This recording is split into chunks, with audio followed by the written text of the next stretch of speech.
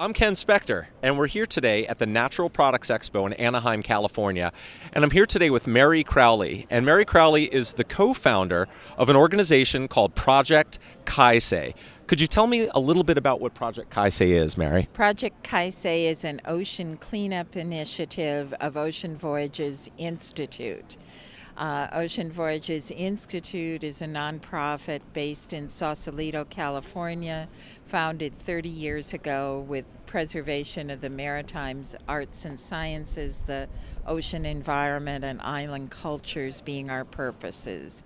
About 2 years ago, I began to see all of the articles about the problems of the Great Pacific Garbage Patch, but also since I'm in the yachting business, the yacht chartering business, I received reports from all over the world of people having experiences ranging from the Mediterranean to the Indian Ocean to the South Pacific, where they would simply be suddenly sailing through fields of marine debris or plastic garbage. In hearing about all the publicity about the Great Pacific Garbage Patch, it always is said it's too big, it's too large an area, there's nothing we can do except stop the flow into the oceans. And I deeply believe that we have to stop the flow of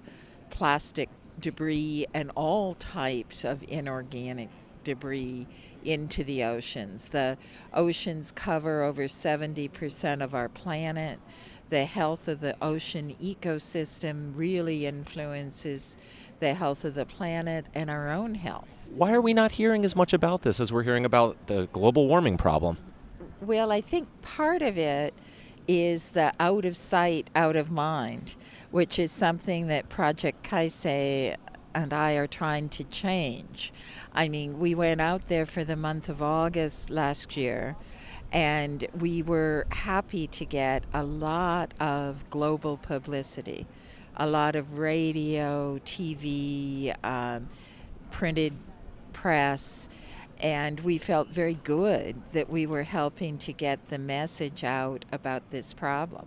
But I do feel that, it takes going out into the middle of the ocean and experiencing what is there and photographing it and recording it to educate people. And even then, everybody was looking for us to give them last year pictures of the great island of garbage, but there isn't a great island of garbage. It's spread out many pieces. But this year we're going back out in a few months, and our goal this year will be, of course, to continue our science, continue documenting what is out there and educating people, but to really do cleanup. So we're partnering with fishermen. We hope to take a large barge and crane. And so this year, there's 3 types of plastic that are a problem in the ocean right now. One is the derelict fishing gear.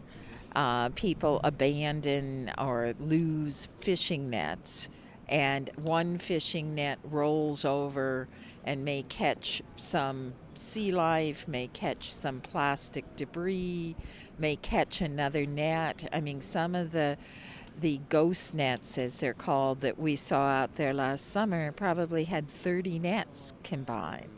And so it can be a couple of tons of this netting, which is all plastic, combined with other plastic garbage, combined with sea life. And so we definitely will be removing these ghost nets, which are a hazard to navigation, and also when they wash up onto reefs, they'll kill the coral reefs. And we'll also be using traditional fishing methods to fish out the pieces of plastic, which looks just like our garbage.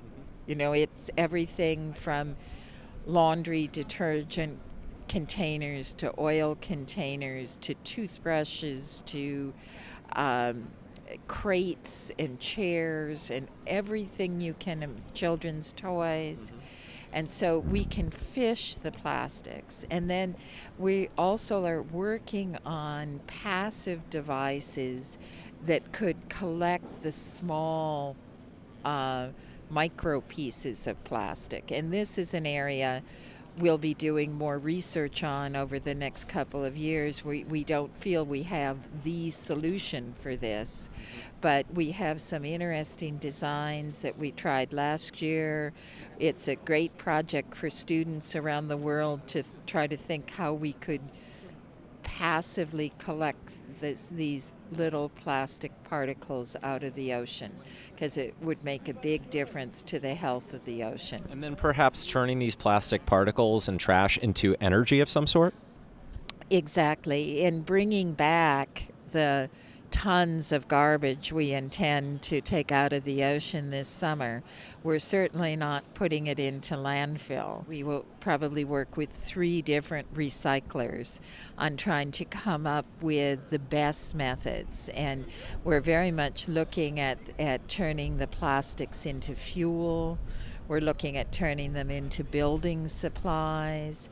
So we will divide up the debris we come back with from our trips this year amongst different recyclers to test out the recycling land-based. And then ultimately, what makes sense to us for long term is to repurpose a ship. So in effect, you have a factory ship that is a recycling plant, and then you have fishing vessels feeding the recycling plant. And so it obviously is much more energy efficient for our planet to not be transporting garbage around the oceans. What's there in the middle of the ocean we can recycle right on site. And in an area like the North Pacific Gyre, there's about 5 or 6 months of the year that we could do good pickup, the calm months of the year. But then we could move to the South Pacific Gyre or coastal areas. There's, in other words, if one had a recycling plant, one could keep it busy by moving it around. Now, this area in the Pacific Gyre, it isn't just one area. There are loads of areas. How big is this problem? I mean, I've heard twice the size of Texas. I'm not quite clear as to how terrible this problem really is.